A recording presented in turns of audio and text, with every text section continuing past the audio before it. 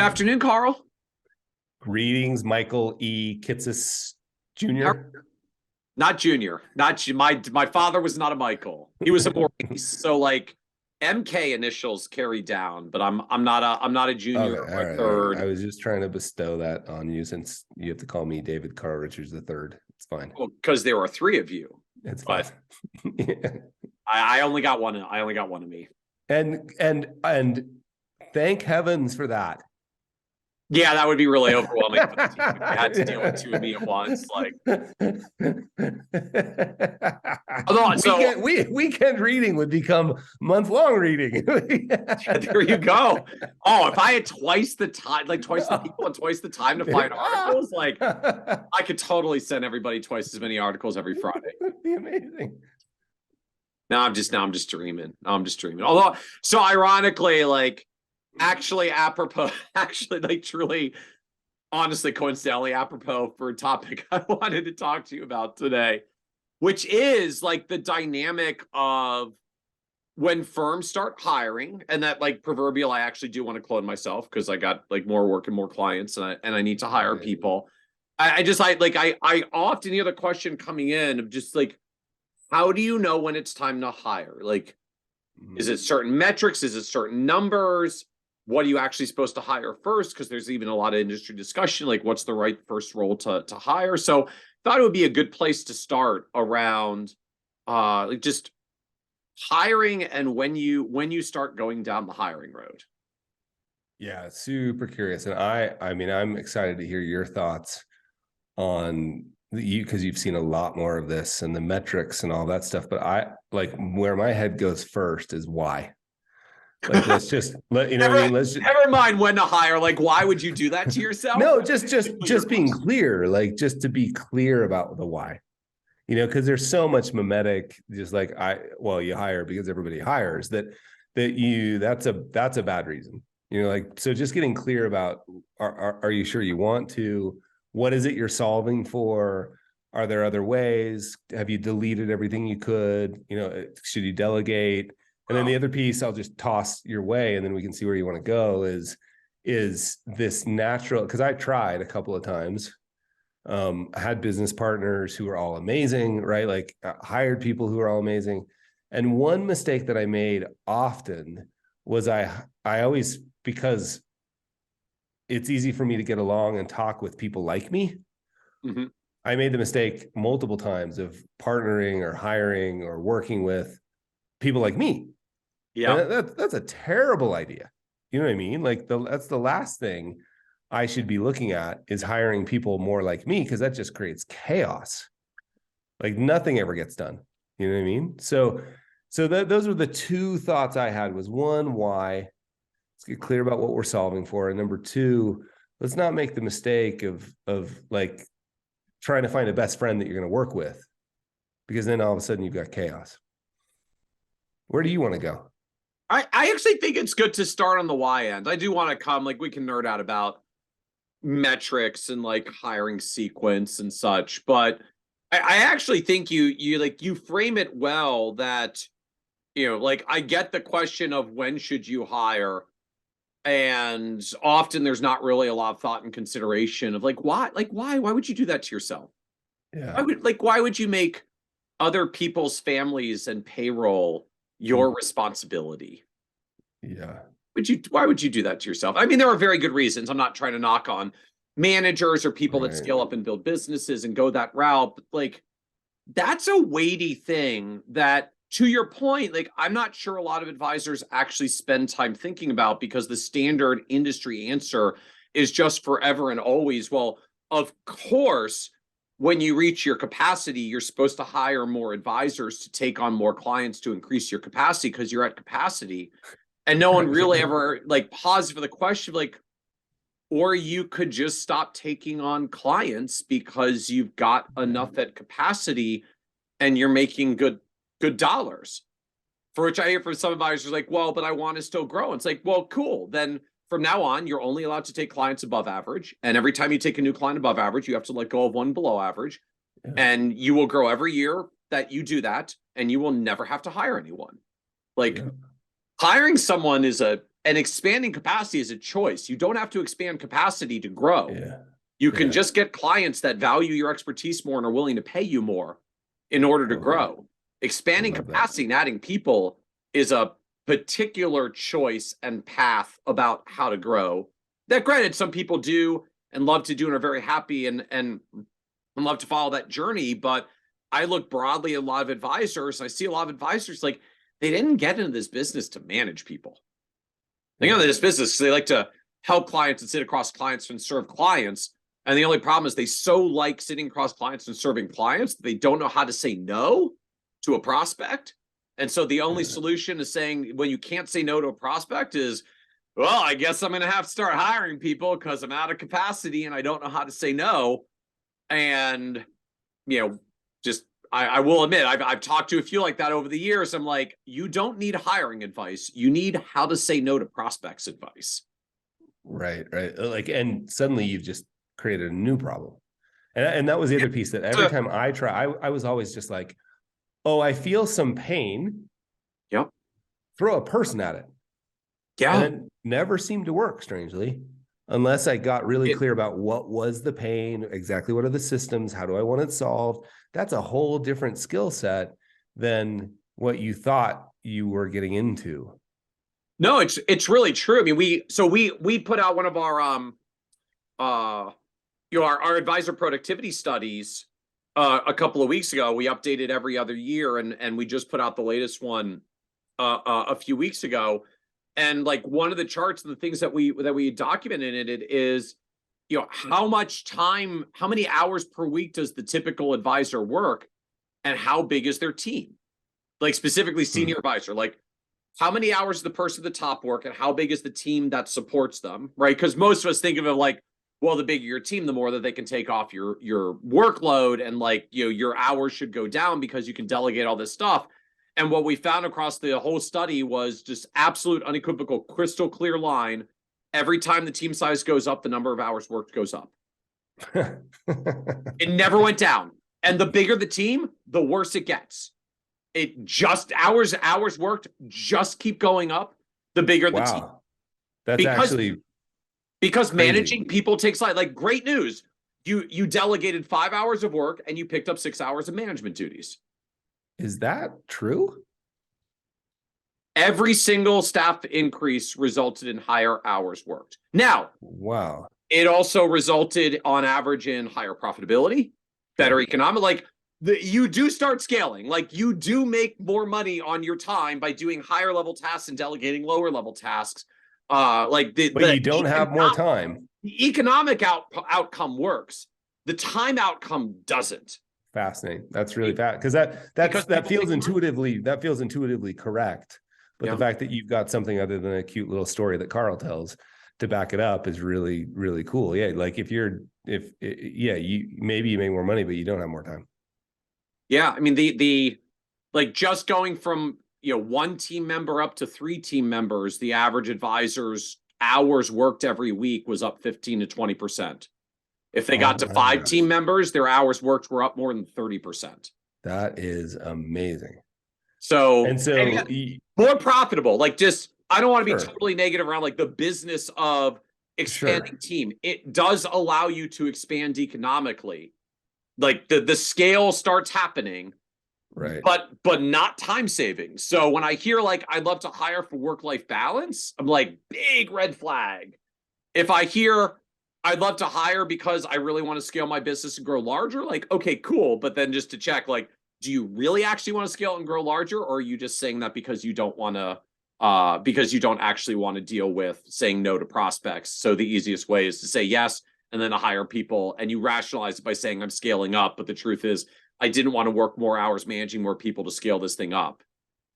Right. Or do you somehow believe you're different than the average? Meaning, like, you could figure out, like, you're a skilled manager, or you've got processes or systems in place.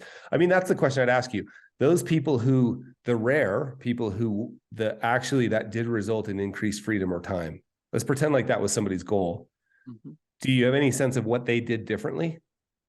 There is a little bit. So one of the other things that we looked at in the study is just some of the the business economic metrics around productivity. So you can measure things like revenue per advisor, revenue per service team, revenue per team size to try to find the optimal points.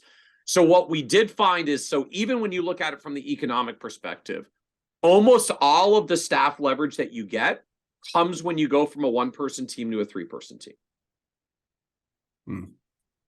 There's almost no increase in productivity from a 4-person team.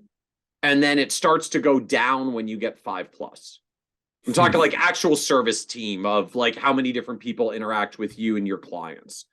The 3-person service team seems to be pretty robust. Your hours do go up a bit, but your income goes up a lot.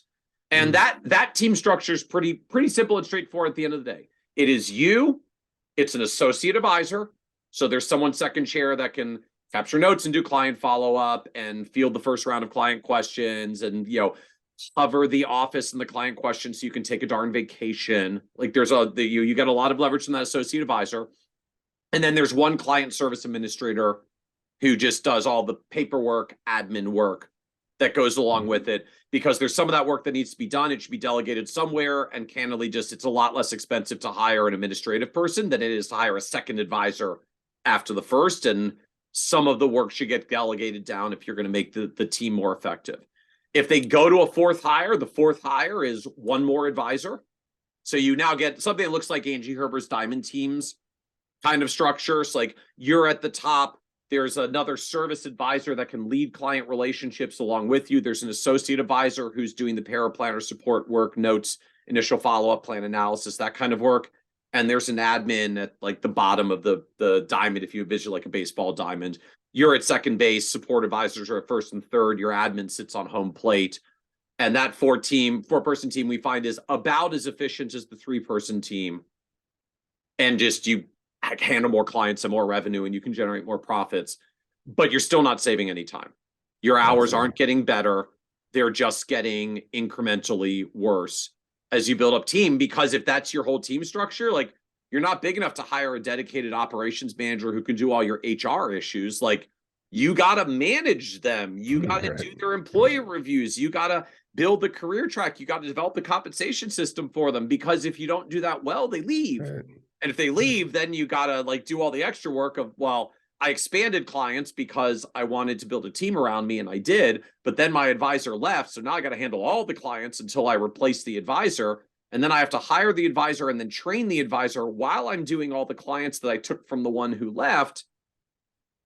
And you can get into a spiral. Now, if you do a great job of managing your team and keeping them on board and giving them some opportunities, they feel like they're moving up, they may stay a long, long time. And I do know a lot of advisors that have had great, stable, like 3-person, 4-person teams that have run for a long time. But at the best, you still have to be prepared to actually like hire, train, develop people and manage them to give them that path, because otherwise, if you hire them up and expand your capacity and take on more clients and you're not able to retain them, life gets even less happy than it was when you were just at capacity as a solo. Let's do this. Let's pretend like you've answered the why question. Okay. I'm an advisor. I've taken this to heart. I've gone on lots of long walks in the woods, and I'm pretty clear I want to do this. What do you do to set yourself up for success? Like, what is it that because I'm assuming that most advisors don't naturally have the inclination and the skill set to be the manager person. So what is it that you found that you could do to set yourself up successfully? I find the first piece by far is actually, so going back to more walks in the woods. Like it's the introspection personally of what are you really good at? What do you do well in the business? And what do you want to let go of, so that you make sure you hire the person who is so naturally complementary to you that it gets easier. And then there's sort of 2 reasons for this. The first is just if you find the things that you really need to let go of and don't do well, you will get the biggest lift in time. you have to manage them, but at least you're shedding a lot of time in exchange for managing them. Because the worst case scenario is you give the things that don't save you much time, and then you still have to manage them. Then you end up spending a lot more time.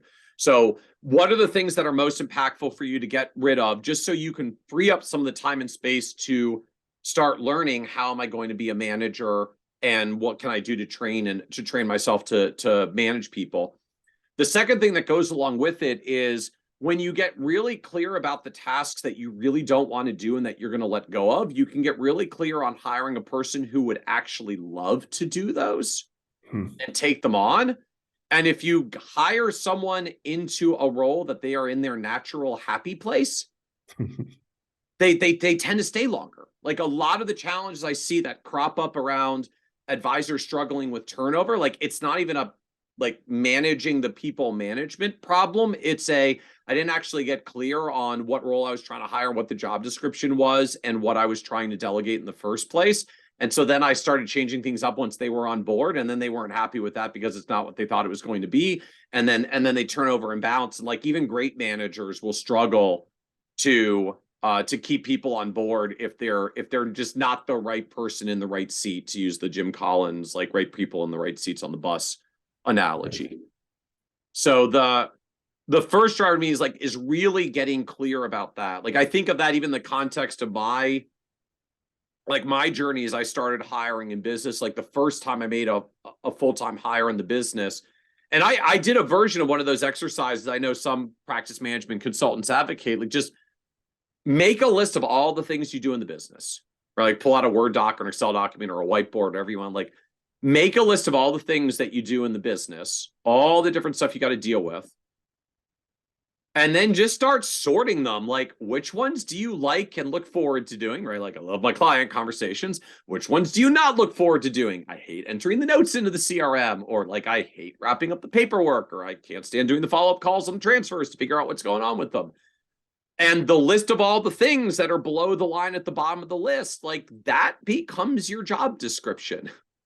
Right. Just like literally that, for which I will own, at least for me, I actually had a lot of trouble with that early on, because, from like my mentality, my mental script around this was, what kind of terrible person, insert your appropriate word here, like, what kind of terrible person comes up with the things they hate the most and makes someone else do it?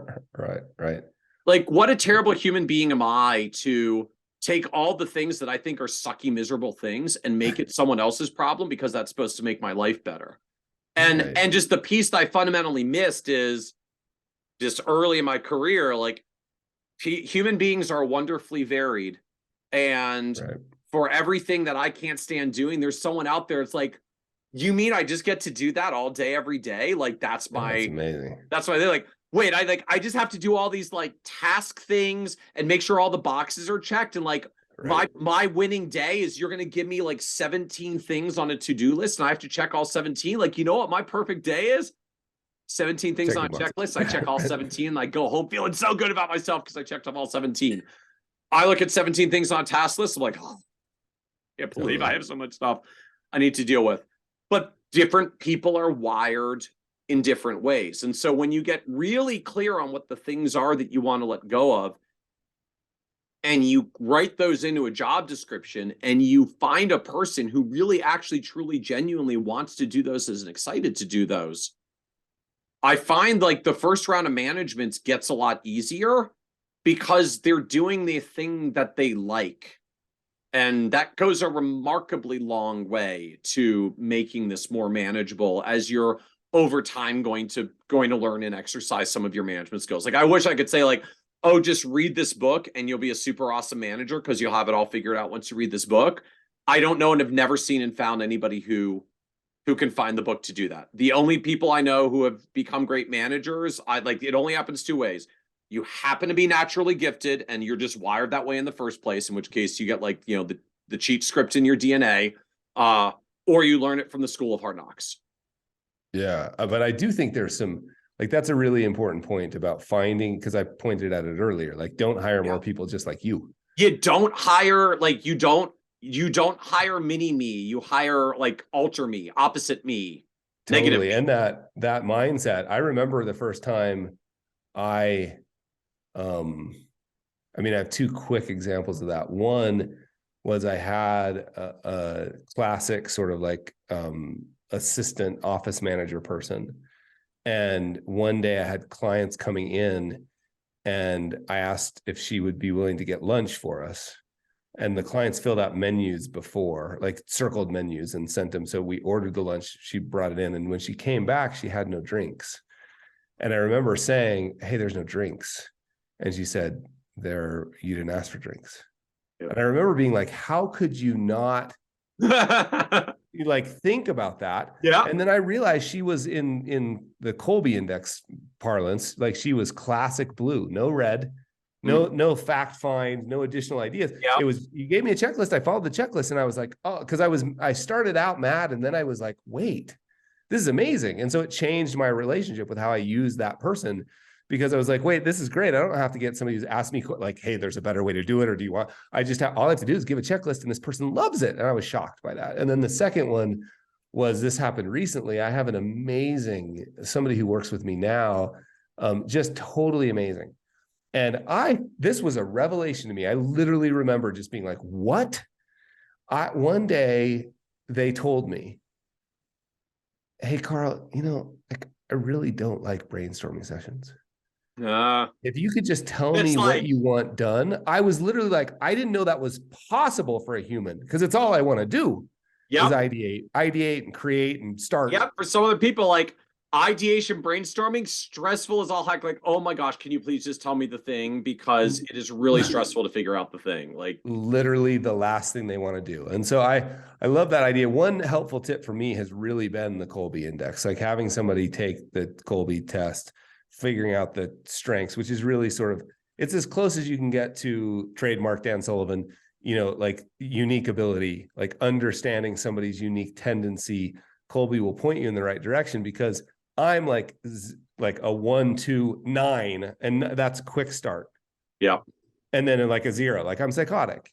The worst thing to do is put me with another quick start person that likes to start things. Like nothing. Yeah, you'll just spin everything up and make everybody nuts. Yeah. So having people that are those opposite things, at least their natural tendency, their strengths fall there, has been, a saving grace for me. So that's super helpful. Is there anything else as we wrap up that you think is important to understand? Just like, I've decided I'm going to grow, because not only is it the mimetic thing to do, I've walked in the woods. It feels like I want to do this.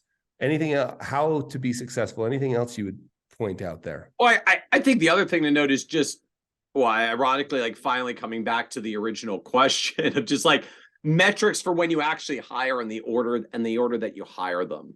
So like, I do want to reflect back to that. So I'll answer this in two ways. The first is, so if you look just from like a business economics end, most advisors end up hiring their first staff member somewhere between $150,000 and $250,000 of revenue. So not just a little bit of like how comfortable you are to make the reinvestments in order to do it. But varies a little bit depending on who your clients are and the typical ones that you're bringing on. But most advisors, I find, they start hitting the wall around just like things are getting busy and there's a lot of paperworky things to be getting done. Somewhere around 40-ish clients or so, may come a little earlier or later, depending on how deeply involved you are. And if you're getting clients that pay you a couple $1,000s per client, you're probably coming up somewhere on the 150 to 250,000 of revenue, depending on what your charging business model looks like and quite how affluent a few of your clients are. So it's usually cropping up there. If you're hitting 40, 50 clients and you're materially below $150,000 in revenue, either you can start looking at like virtual assistants and people that do this part-time. So, services like Nifty Advisor that do this on a part-time outsource basis. Or like you just may need to take a hard look at, am I taking too many clients already that are just not big enough to pay what I need to be able to build the business to the point that I can do a hire? The second hire, I find, usually comes somewhere around 70 to 80 client households. That's like, I've leveraged myself up a little. I got some support. I delegated some tasks, but just there's just so many clients and there's so many review meetings and like they email and they call and they want stuff. And like, just, I need someone who doesn't just do tasky things I hand off. I need someone who can actually take on, like, handle and field round one of client questions, or like actually do the deeper financial planning work, like analyze and look this up and come back to me with an answer, or crunch the plan and then let's just look at the results. And like that's a layer above admin staff. So that often comes somewhere in the like 70 to 80-ish clients I find for advisors. Sometimes they get a little bit further, but usually if they're 100 plus, it means there's a whole bunch of clients that they basically hardly ever talk to, because you can just only handle so many active relationships. And again, depending on what your average revenue per client is economically, you might start hitting that wall as low as like $300,000 if you're only doing $4,000 or $5,000 of revenue per client. You get a little further if you're higher. If you're a lot lower than that, just you're going to find like staff costs start squeezing you, because that's the fundamental challenge of advisory firms. Like if we don't get a certain revenue per client, when we can only handle so many people, the economics start getting squeezy. And for most firms, I find like that hiring path, your first hire is a client service administrator, like that sort of CSA admin, handoff paperwork and scheduling and those types of tasks. The second one is the associate advisor who can help with the planning work and sit second chair. And the only asterisk to that is for some advisors who just happen to be really like their brains are wired for systems, you know who you are, like you naturally make workflows in your systems and you already made your custom Zapier connections to move things from here to there. Like just you've done a good job of systematizing already. Often those folks manage to skip the first hire and they go straight to the associate advisor. Because they just like, they don't need to hand off as many tasky things because they were actually just good at streamlining and automating them in the first place. And just that's again, know yourself. If you're really wired to do that stuff, great. You can move a little bit further. If you're not so wired for that, which frankly, I find most advisors are not, that's not why we got in the business, to, build systems and create integrations between CRM systems and planning software. If that's us, then you probably need someone to delegate some of the tasky work that just is not your gift to streamline and automate. So you need someone to just take it off your plate for you. So that's the sequencing I tend to find. Although I will, I guess coming back to sort of the original discussion, like for people who are thinking about this or at this crossroads, I mean, I'd said earlier, like I don't find a lot there's a lot of stuff you just got to learn by life, or like you can read it, but you still have to experience it before you're really going to internalize it. I will say like 2 books I would probably recommend in this direction. If you're at this crossroads and just thinking about it and not sure on the why, highly recommend Michael Gerber's E-Myth. If you haven't read it, it does a good job of crystallizing that difference between there are people who just love doing a thing and they're great at a thing, and there are people who actually want to build a business around the thing, right? It's like that transition from being an advisor to being an advisory firm business owner. And I think Gerber just does a good job of helping people think through that if they've never really thought about that crossroads. And the second I would probably recommend, like if you do want to start with something in the direction of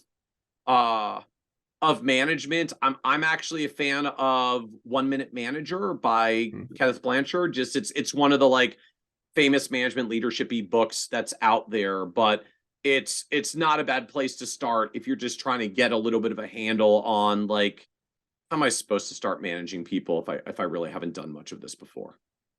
Totally. That's so good. So good. I mean, the only thing I just add is that idea of workflows is really interesting to me, that I don't think you can, I mean, it's rare that you could hire a consultant to help you do this, but largely yes. I think we have to define, like just saying, the mistake I always made with everything and still make it is, oh no, there's too much, throw a person at it. No, like this idea of defining what the job is, recording the screen shares, like scoping it out, and then handing it off to the type of person who likes that type of work is the one thing that I think that we had. I mean, that you've pointed to, and we've talked about it before actually, but like delegating, you're really delegating something here. And Yeah, in order for somebody to do it, they need to know how to do it, unless you're expecting them to be a mind reader. Right? Yeah, I had no skill in training or managing people when I hired my first team member. I just started turning on screen shares. Was like, I do it this way. And then I saved it as a video and I sent it to her. I was like, here's how I do it. Totally. Like, that was my training. But yeah, we do the same. She liked doing that and she was good at it. So she grabbed it, figured it out, then figured out a better way to do it usually, because I didn't always have the most efficient process, documented it because she likes writing things down. And now all of a sudden we started having written systems and procedures about how we do things that got more efficient because she was good at it and I wasn't. And I hired someone who's good at what I wasn't. Totally. So good, Michael. Amen. Awesome. Thanks for the chat. My pleasure. Thank you, Carl. See ya.